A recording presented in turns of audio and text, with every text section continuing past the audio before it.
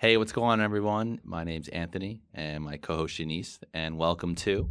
What's up, world? It is two PTs in a pod, and we are starting our very first podcast show. So, just two New Jerseyans enjoying a connection here. We're going to talk about the good, bad, and ugly that the PT world has to offer. Before we start, I just want to say thank you, Shanice, for getting me to do this with you. I know I've been trying to do it on my own, but I just want to give a big thanks to you for helping me, and I think we're supporting each other in this. So I'm excited to get this first show rolling. Dice it. We'll kind of go as the show flows. So did you want to start? Questions? Yeah, because we're gonna tell you guys about ourselves and Exactly. just to let you know who we are and what we're all about. Exactly. So, to get a little bit of get to know your host, share your background professionally, how many years have you been a PT, Anthony? Man, how many years? Gosh. All right. Graduated in 2017, and we're going to be hitting on 2026. So we're hitting about 9 years. 9 years Isn't of it crazy? service to people, man. It's been very fortunate. It is literally insane that we're almost about to do this for a decade. And for clarification, PTs as physical therapists, okay? Doctors are physical therapists at that, okay? Clink, clink, clink. Not to be confused with personal trainers, because What sometimes is this again? Clock it? Clock it. Oh, yeah. I forgot. So kudos to you. Almost a decade in the industry. To you That's too. a What are you talking huge, about, huge man? accomplishment. We're doing great. What made you pursue PT as a career? So this one hits when I was in high school. I think every kid growing up, and I think their parents are like, hey, like, what do you want to do growing up? And I really didn't have an answer. So by the time, junior year rolled around, someone I knew close to me ended up tearing their ACL. And growing up, I've injured myself. I rolled my ankle a bunch of times, but I never really got, I never even got physical therapy for it. It was just ice and brace. That ended up being another challenge later for me, just playing sports. But once I saw this person went to physical therapy, and I was like, I didn't really know what the field was. So I had that in the back of my head while I was researching like a career aptitude test after aptitude test and getting a bunch of lists like farmers, astronaut, businessman, finance man. I mean, I look good in a spacesuit, but it wasn't for me. Word on the street, Space Force is hiring. So I decided to do an internship in high school. I was in like this summer, and I was like, wow, like walking into my first PT facility and saying like, I like this.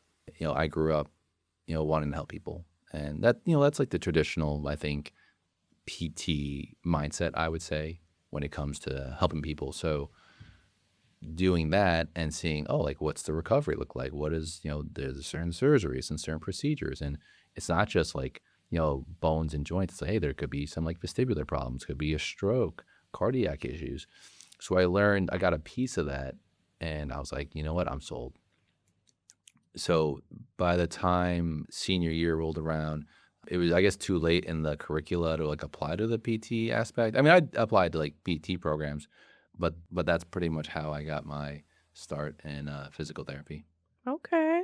And what school did you go to for PT school? Well, you should be very familiar with this school because we are the OGs, as I like to say. And I went to Seton Hall University, stationed in South Orange, New Jersey. Go Pirates! Go Pirates! Arr. So, because that's where Shanice and I first got acquainted in that one. Was that chemistry class? Was it chemistry first? Or bio? Not anatomy fit. Yeah, probably. It was definitely like sophomore year, I think. Yeah. And I just still remember Anthony was my chem lab partner. Lord have mercy, Jesus. If you saw our chem lab notebook and the projects I had to do with Anthony, I'm like, oh boy. Oh boy. I truly, those were great moments, and just having as much labs in the same, like I would almost intentionally try to find Shanice, what day do you have this lab? Because this is how I'm getting through this class. It's a small side story there. I end up finding out that we had this genetics class, and I don't have a certain particular, Caucasian, white, Hispanic maybe look. Apparently when I did my DNA thing in that lab class, I was like, I didn't know I was partially African American. And I'm like, oh, that's because I copied Shanice's by accident. Oh. I'll never forget that TA's face too when she was Oh, she grading was. it and was like, Oh "This no. is not Oh, she got correct." me. That was not good. That was not a good look. That was rough. I really had to beg for my grade on that one. I was like, it wasn't intentional. I was not trying to like cheat or copy. I was like, I kind of knew what we were doing. Yeah, I was like, Shanice, I felt like knew what she was doing more than I did. Granted, like I would write like 1-page notes and she would write like a whole novel and I'd still get the same grade. literally, and highlight everything. Oh my God! Even when I look at like the preparation board books now, I'm like, oh my God, I literally highlighted so much. But that's how my memory worked. It's kind of like, okay, I could literally close my eyes and remember something that I highlighted in orange versus pink, and that's how I would like get through tests in college. No, hey, Just have listen, that like photographic memory. that worked, man. I mean, Yeah. hey, listen, I'm not a hater. It was just funny to see the grade afterward. Totally. What settings do you have experience in as a physical therapist? So currently, I would say in my rotations, I had some experience in outpatient, a little inpatient, and then nursing home. Primarily, I focus in outpatient orthopedics. Okay. I've been doing that, since pretty much getting out of school, doing a residency for orthopedics, and just trying to, I like the field. That's more my bread and butter, I'd say, of settings. I think I wish I would have been more vocal or more aware of how the placements and maybe different settings, I would have maybe done something a little different. But don't get me wrong, I think I got a great experience. I would have just maybe changed like one, and then maybe it would have been a little bit different setting or an outcome. I would have been more appreciative and maybe like, oh, I would learned a lot in like this particular setting. More or less, I would have liked to have tried like hospital setting. At the end of the day, Yeah. I think that would have been better for me. I did nursing home. I learned. I got a very good experience. I learned what goes on in that and for a PT in that setting. But I think I would have had more of a benefit going to like an acute care. Mm-hmm. That makes sense. And what's nice about your resume and your repertoire is that you literally did the whole, what were your trained? Climb the corporate ladder. You got all the way up to director, right? Or manager? Clinical director, yeah. Yeah. So director. And now Anthony has sprinkled a little happy sauce over his ice cream by jumping into the traveling world. So it'll be really nice. Definitely tune into his perspective about joining into travel PT because that's definitely something that I've seen. It's a big trend. It's booming in our industry. I personally am kind of scared to take that jump, but I think with everything going on, I need to take Jump. it. I know. Just listen. There's nothing that can go wrong. It's only the floor. No, I'm kidding. Yeah. It's the Or ocean. like I'm temporarily homeless because I didn't book my housing in time before the job. Listen, living in a hotel for like a week is not a bad thing. I know.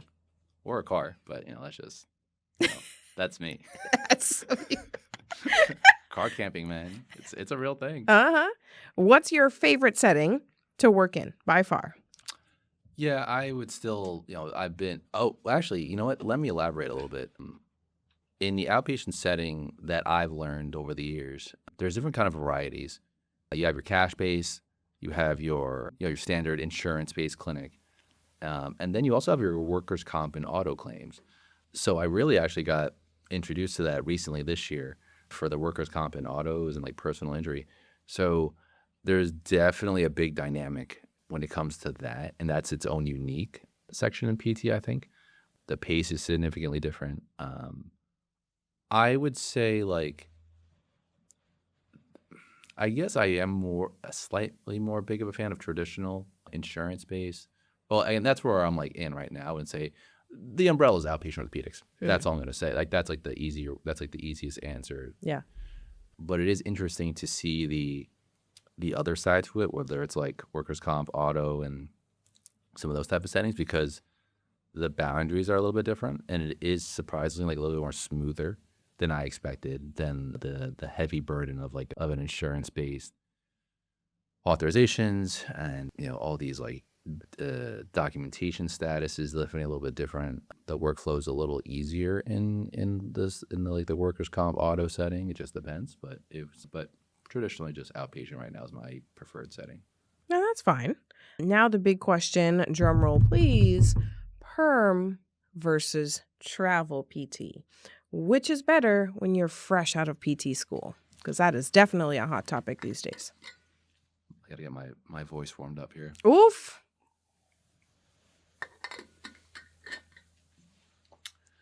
So being exposed, right, to this travel world, I was in outpatient traditional setting for 5 years, 6-ish. The reason I even found out about travel, a really, really great friend of mine, her name's Alicia, and we had a wedding to go to, a bachelorette combined party. Mhm. And, I was clinical director at the time, and I was like, I just feel like I need to change something, and just something needed to change. And I was feeling the pressure of like, all right, like something's got to pivot. So in this moment, it is about, I have to check my math on this, but 7. No, Oh, no. I think, you know what? See, I got to fact check myself because I'm pretty sure it's like West Virginia and Virginia between New Jersey. See, I knew this laptop would come in handy. Oh, I was close. Okay. So like 7 hours and 30 minutes. Okay. Okay. When I tell you, it was as if I was listening to a podcast for 6 hours. Oh, wow. She taught me so much. And she's probably one of the, I'd say, first people that went in from the get. She graduated. She went and did it forever. She's been around the country. I think she's done mostly California. I think she did maybe a little bit on the East Coast. I'm not sure. But I was like, whoa, this sounds like A, lot of fun. Mhm. B, I get to travel. I feel like medical professionals have depending on, what you do, but I think we don't get that opportunity to travel as much. Right. Or explore different settings for longer than a week. It's like, like our PTO, or it's, so to have that readily available is really nice.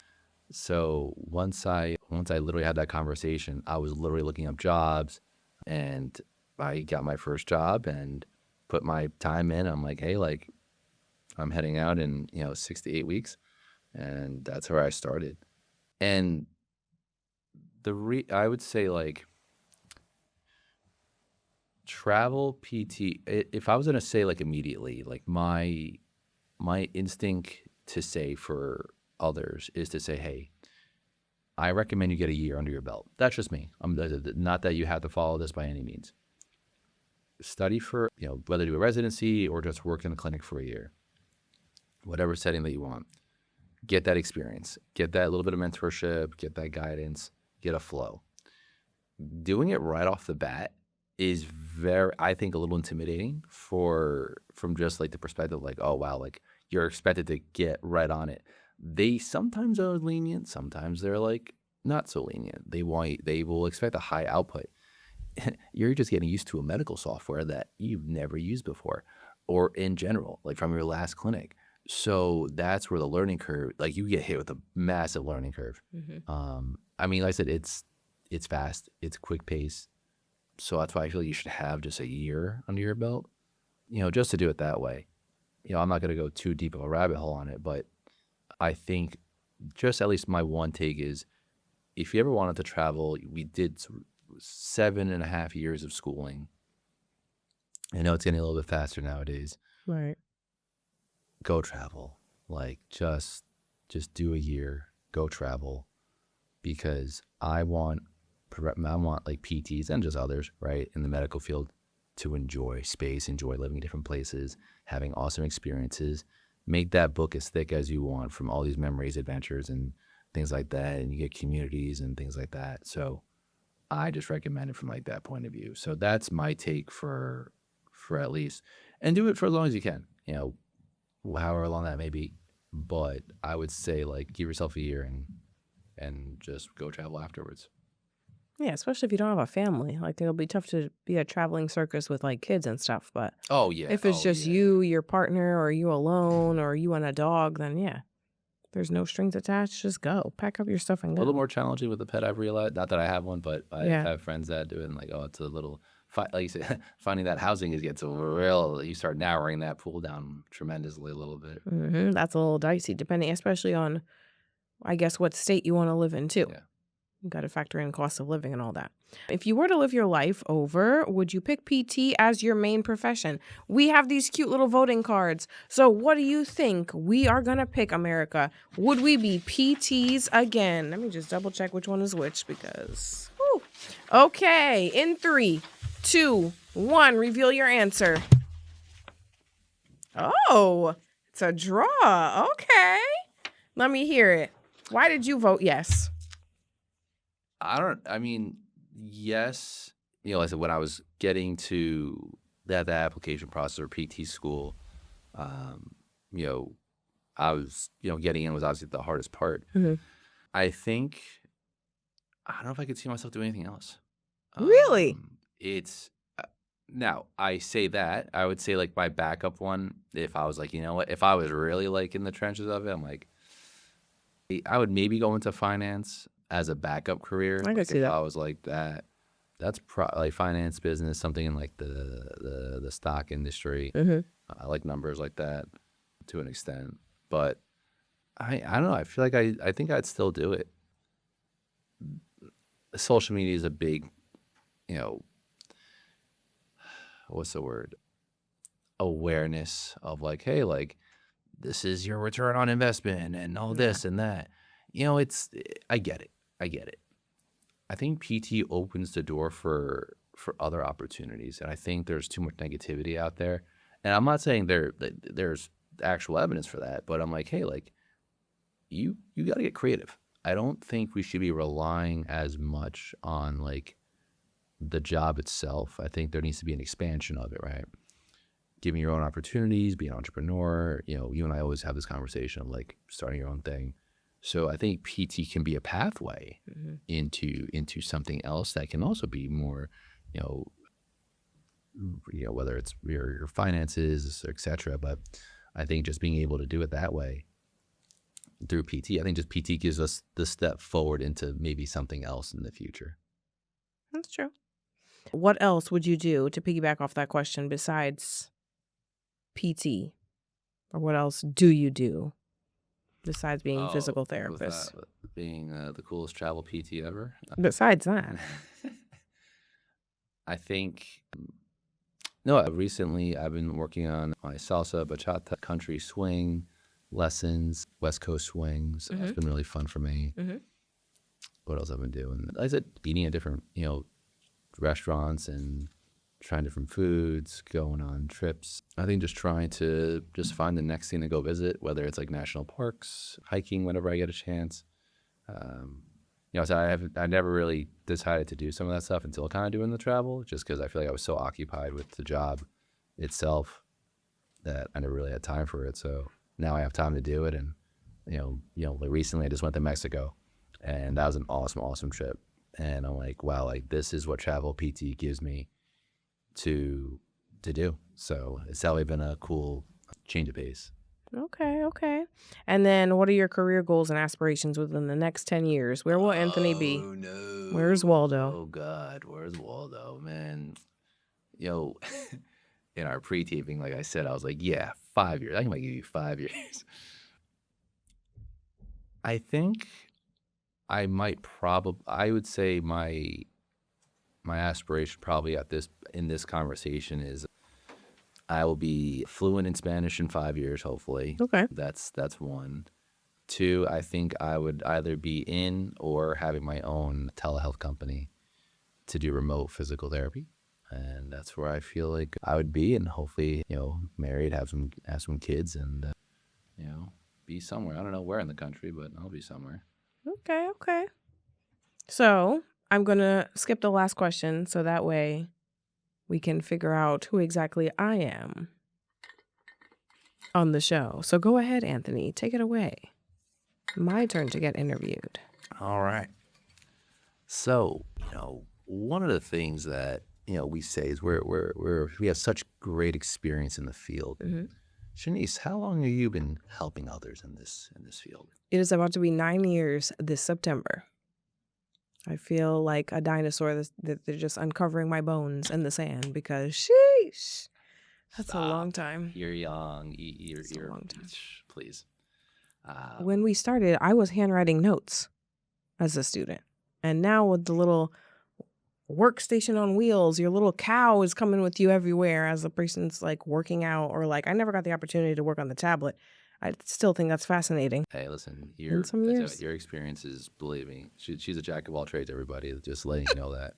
In terms of like, kind of like similar, what kind of got you into physical therapy? Like, what kind of inspired you to pursue the field? So for me, it's a more sad personal story where basically my mom ended up having a lumbar fusion. It was botched. And unfortunately, she suffered from right foot drop. So that really threw a monkey wrench into the projection for herself, obviously, but kind of it affected me as well during college. But in a way, I will say, I mean, this sounds terrible to say that it was a blessing in disguise because physical therapy was never on my radar at all for career aspirations. Okay. And if it wasn't for that happening, that's really what like got my attention. And I was like, you know what? Let me talk to this PT. What exactly do you do in your regular day to day? Run me through what are the steps that you do. And it's like, I kind of like this. I like to yap. I'm a people person and I'm still getting to help Absolutely. people because where she was post-op day one to now is a huge change. So I was like, okay, that really resonated with me. I like this. I could do this. So that's what got me into this career path. Awesome. Where did you go to study physical therapy? Let me think. Where did I go? Oh, Seton Hall. Right? The OG campus, like you said, okay. South Orange, New Jersey, all day is where we came from. So, yes, Seton Hall. I still remember those days in anatomy labs and just like, having those awesome moments. And I think we're all struggle bus. Oh, yeah. Every day was a struggle bus. And we're like, oh God, this semester, the next semester is worse and worse. So it's just like, we can get through this, guys. We can get through it. I will definitely put the unserious and serious. Like, if you're too serious, I don't like it. It gets me bothered. As a Leo, I gotta play.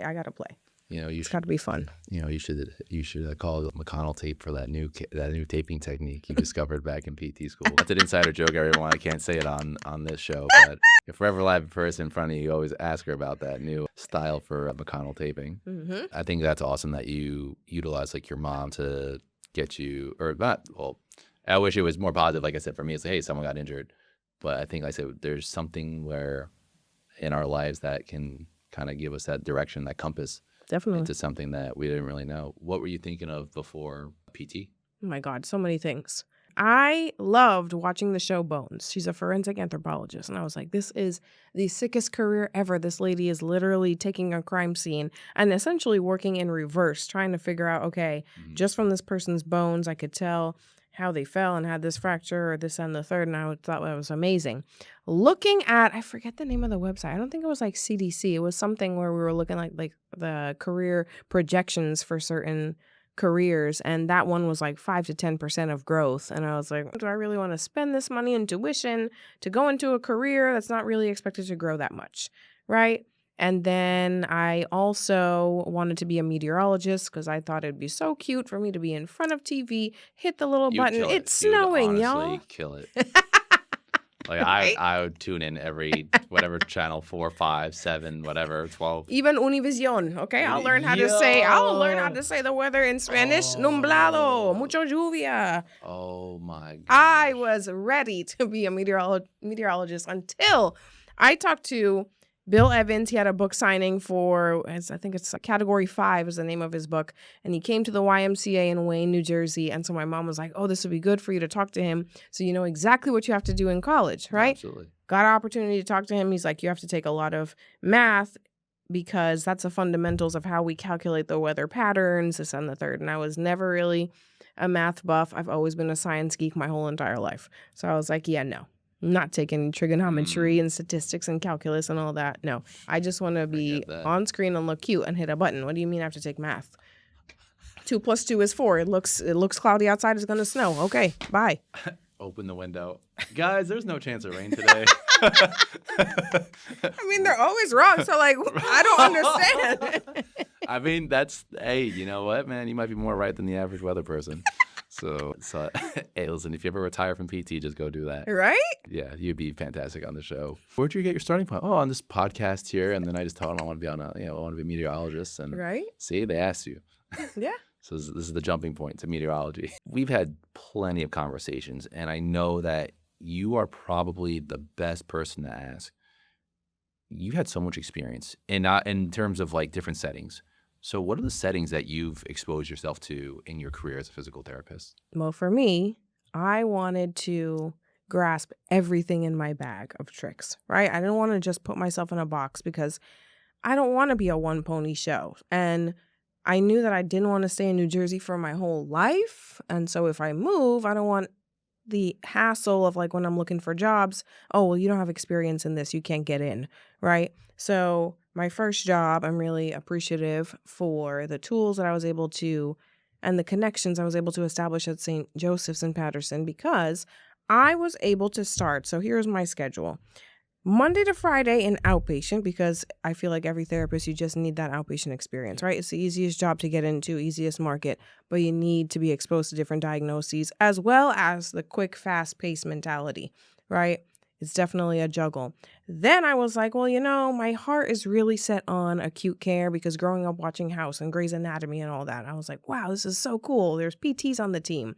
Awesome. So I got inpatient experience, acute rehab experience, and I was also doing home care as well for developmentally delayed adults in group homes. So I really was like, okay, this is good. I have no interest in peds and I have no interest in the nursing home. That's definitely not a population that I'm interested in pursuing. But yeah, so that way, anytime I need a job, it's like, okay, you've really done it all. And to think about it, the benefits is you have multiple streams of income because if I can't get the job in outpatient, you can always pick up an acute care job. That's super easy as well, right? And home care is booming as well. So multiple streams of income. You're a diverse clinician. So like, let's say your resume is on the desk versus my resume. Okay, now which one is the boss going to pick? Well, Definitely not me. because of COVID, I kind of want somebody that's a little bit more flexible, right? That I could just be like, yeah, outpatient is done because of the COVID precautions. So you're going to go be an inpatient therapist. Okay, cool. I have no problem. Versus a lot of other people were like, yeah, I haven't done that since being in school. I'm not going to risk my license, and I get it. It's fair. It's a whole different setting and environment, but I wanted to be more marketable in that aspect as well. So just something to think about for new grads. Give me the names of the settings that you've exposed yourself to in terms of your career. Like what different settings have you walked yourself into? So outpatient physical therapy first, then I started the inpatient physical therapy, and then the acute rehab, and then home care. Okay. Yeah. If you were to say like, which one have you more like favored in terms of, in all these, types of settings that you've been in, what's been like the preferred or favorite one? I feel like it changes based on where I am in life, right? What stage of life. So as of this very moment, I would say now my love is for home care because I can make my own schedule, but still pour back into myself. So I have more work-life balance of, okay, patient cancels, cool. Do I go do notes in Barnes & Noble or a cute coffee shop, take a little break? Or do I now get to go to the gym during the day on a Tuesday versus being stuck in the outpatient clinic all day, back to back to back, I'm buried in notes. And I feel like when I work in the outpatient clinic, I go into the hole. I'm like the gopher that comes out and tells us like 6 weeks of winter or summer. Go into the hole and then I come back out. Oh, wow, it's nighttime. Like, where's the day? No. There's no shadow at nighttime. No. Yeah. So when I was younger, okay, love outpatient. You can build a rapport with the patients. You see them more consistently twice a week or 3 times a week for 4-6 weeks. Cool. They're my friends now. We have a relationship. Love that. Versus home care. It's like, okay, I see you a few visits. All right. Sayonara, have a nice life. That's the next physical therapist. You're going to go into the next continuum of care. Mm-hmm. So, and also too, I'm at the stage now where I'm trying to like slow down, get married, have a family. So home care is a little bit more flexible and conducive for that. That's one thing I wish I would have done more is have more exposure into like maybe picking up a per diem or picking up, whether it's home health or more the hospital setting. I think everyone that graduates should have some level of experience with that in 2 different settings. Yeah. Because like you said, being a jack of all trades is a very, very good skill to have. And I think doing that is going to be super, super helpful. Mm-hmm. If you were coming right out of school and someone said to you, hey, do you want to do travel or do you want to be a perm physical therapist? Which one would you go for? Well, if I had to have like a redo on my life, I would say I would probably do 2 to 3 years at least under my belt of perm physical therapy first, because I feel like at that point you should have been exposed to numerous different diagnoses and learned so many skills and other things from your teammates that by the time you're ready to now do travel, because essentially with travel, what I've seen is like you're just thrown to the wolves. You got a week to learn this EMR, go have at it. You know, there really is no, oh, Anthony, you've never treated TMJ before. You've never treated Bell's palsy before. Come, let me teach you. No, you better do that research on your own or figure it out, you know? So I definitely feel like 2 or 3 years is good enough time for you to become a strong clinician. You can handle whatever they throw at you before jumping into the travel world. And what would what would factors be for or against, like if like in your thought process here, like what would be some factors for travel PT versus like against travel PT? So my pros with travel PT is I feel like you really get that work-life balance, right? I am super envious of travel PTs that just, I feel like there's a sense of a game to it, but we'll talk about that in later episodes where it's like, okay, I'm going to work 9 months straight out of the year and then I'm going to take off 3 months. You don't ever get a job with 3 months of PTO, honey. Wait. Before, let's clarify one thing. Travel PTs do not get PTO. It's called NPTO, non-paid time off. So we'll cover that in a little bit later segment. But yes, that is a thing. We do not get paid time off. I could have sworn, but you don't build it into your contract like before you get the job and sign off? You take those days off as non-paid time off. Oh, okay. Well, see, there's something to learn. So yeah, we'll hit up that button topic later on, because hence why you got to put money set aside for my vacation. Okay, yeah. Because I ain't getting paid that week. Right. If you were to go back to college and make this decision of what career you wanted to go into, would you? Wait, I didn't say the cons of travel PT. Oh, sorry. You know what? Let's let's get into the cons. Yeah. So the other pro, you get more work-life balance. You get to meet so many different people. So now I feel like you have friends in Washington, you have friends in California, you have friends in Virginia, wherever you travel. Now it's like, okay, cool. I meet a lot of people because I'm consistently traveling. So that's really cool. You have the one up on me for that. And you get to be like, you know what? Maybe I do want to live full time in Virginia without having the commitment of like fully moving like how I did. Packed up all my stuff, moved cross country. Now I'm stuck in California. And it's like, wow, there was no tester experience, right? And then the cons is that they just throw you to the wolves. You could probably get 6 evals a day. And guess what? You're going to smile and do it because we're paying you up the wazoo. So 100%. But yeah, as I said, I always like hearing the perspective of someone else. I said, even though I've been in it for 3 years, it's interesting to see, because you've worked with some travel PTs, so you get a little bit of a tidbit on it. But definitely excited to talk a little more later on that aspect. Definitely. So if you had to restart and go back to college and say, this is what I want to do, would you still pick PT? I know you said no in the beginning, but I want you to elaborate, like what would you try to do instead? I would become a physician's assistant, I said. Or potentially a nurse anesthetist. I always say this weird. I think I'm saying it right. But a nurse anesthetist has also caught my eye. And what made you like decide to and if you were to pick those, like what brought you to those like two types or those fields? I mean, for PA, they can finish in 6 years, I think, because we took a lot of classes with PAs side by side in our curriculum. But the only difference is that they have to take boards every couple of years, which makes sense because medicine changes and practice ways could change. So that makes sense. That was the only con that kind of like turned me away from pursuing it, to be honest, because I was really considering like, okay, I'm done with this PT route and I just want to do PA instead. But the debt to income ratio is really the main factor. When they graduate, they can make way more money after graduation than we would, because I don't think it's fair at all to graduate with 210K in the hole, but every new grad job, at least in New Jersey, I can't speak on the other states, but at least in New Jersey was 70K. No. No, fair. No, listen, it's always something that we're discussing in the PT communities. So I totally see your point there. I was like, ooh, like that PA did sound interesting to me at one point, but yeah, I think I'd back my horse on finance after, if as a backup plan, but I'd still do PT, like I mentioned before. Yeah. So outside of PT, I know you do so much. You live life to the fullest, just like I try to. And what do you do outside of? What are your hobbies, man? Like, what do you like to do outside of PT? Well, what I will say is shout out to California to exposing me to different hobbies. I am not a hiker. You will not catch me at 7 a.m. hiking no mountain. Absolutely not. But it has exposed me to Pilates and Legree. So I'm totally in love with Legree. I'm totally dedicated to it. Love it. So Legree, making matcha, trying out new restaurants because I'm a foodie.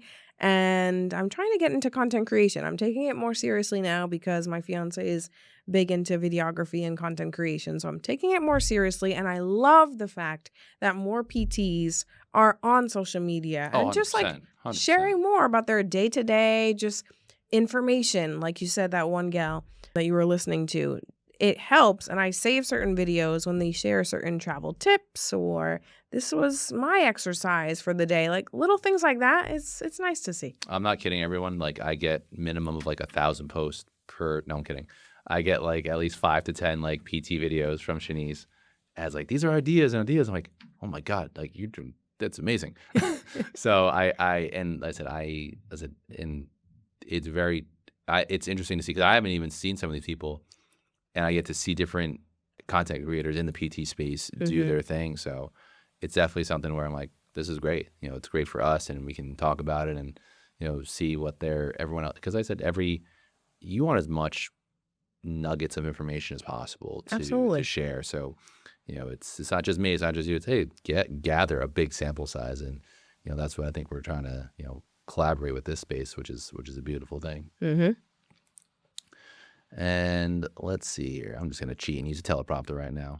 So, in terms of your goals and what you want to try to do, what would you say I'm going to give you a break here, 5 to 10 year outlook would be like in about 5 to 10 years? Where do you feel like you're kind of setting yourself up and things like that? The next decade. It's a looming question to think about, but I definitely feel like I'm going to put more energy into dialing it back and working when I want to work, in the sense of I've partnered up with Prava as well as HealthSpark, and I want to do my own mobile outpatient job as well as telehealth. I definitely want to, open my bag of tricks a little bit more and just take the leap of faith, jump into the telehealth space and see where it takes me, because I do think it's really nice to be in a more remote fashion, but we're still able to do the physical therapy work without having to actually drive to the clinic or drive to the person's house. I think it's nice. I think at the end of the day, like I think you and I just see each other kind of doing our own like business, and I think that's how I'm motivated to do it. You're very motivated to do it. I think just trying to do it on our own, I think we're going to get more benefit out of it than like the average, like, hey, like let me work in a typical 9 to 5, Right. Believe me, I love that flexibility of home health. It's something where I'm like, oh wow, like you can get more time. You can get your you can do things during the day that you want to do. So I said, I envy you on that, because seeing the amount of pages that I see is pretty wild. And I'm like, ooh, I want to slow this down a little bit. I'll take paperwork. I'll take paperwork over the amount of patients that are supposedly seeing. So it's the burnout is real. I'm feeling it now. So I definitely want to dial it back. I feel like that will add more peace and happiness to my life. I'm not going to lie. I don't know why you have that banana next to you. Because you trying to get that potassium? Yeah, and in case like I feel a little dizzy, this will help. But I like you had it on like the whole show. I know. I thought you were going to put it like... Now it must be a staple. I thought you would have it on the side. Like I have my water bottle on the side. I was like, oh yeah, like, but I love how that's, I was like kind of shocked. I was like, that's going to be in the shot. What, in your opinion, Anthony, is the best EMR system? PTs, I think we're getting better with the technology, but the technology is really helping us. I would say if you didn't include the AI that I'm actually using right now, but I've dealt with Raintree, NetHealth, a company's internal software. They're called ATI. They have their own internal software. And then I used another version of NetHealth, and then now I'm back at Raintree. Okay. I would say in terms of smoothness, I gotta say the ATI software was pretty solid. My second was I did like the NetHealth one. I think it was easier to free text it, and I like that instead of like checkboxes. I thought it was just a little bit easier on that end. So I felt like I was able to do more a little faster, and it just made my life a little easier. I know you've dealt with a ton of software yourself, so what do you feel like has been the most easiest one to try to utilize? So I've used WebPT, Cerner, Epic, Therapy Sync. Trying to think. Yeah, HealthSpark has their own.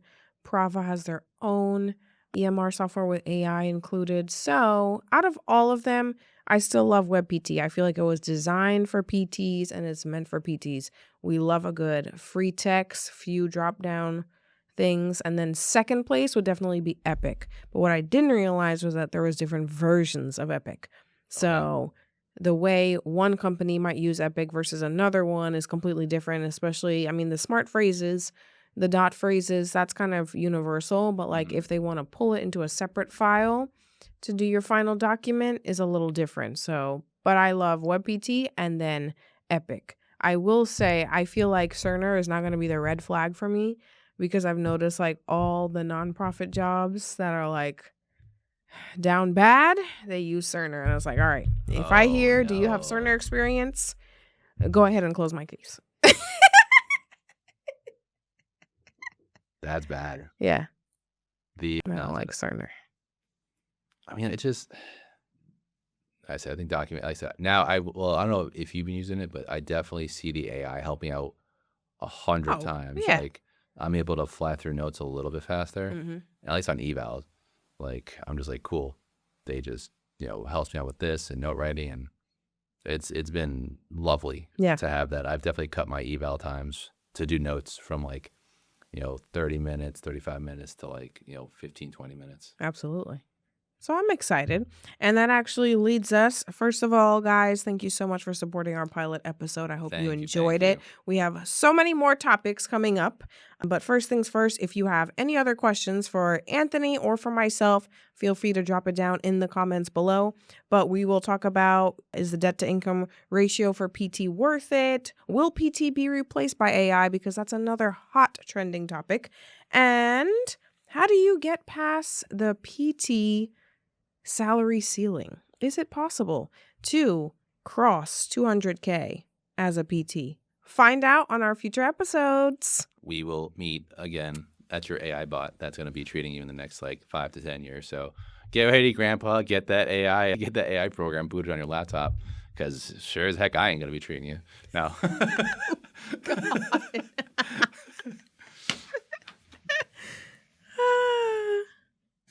I love that.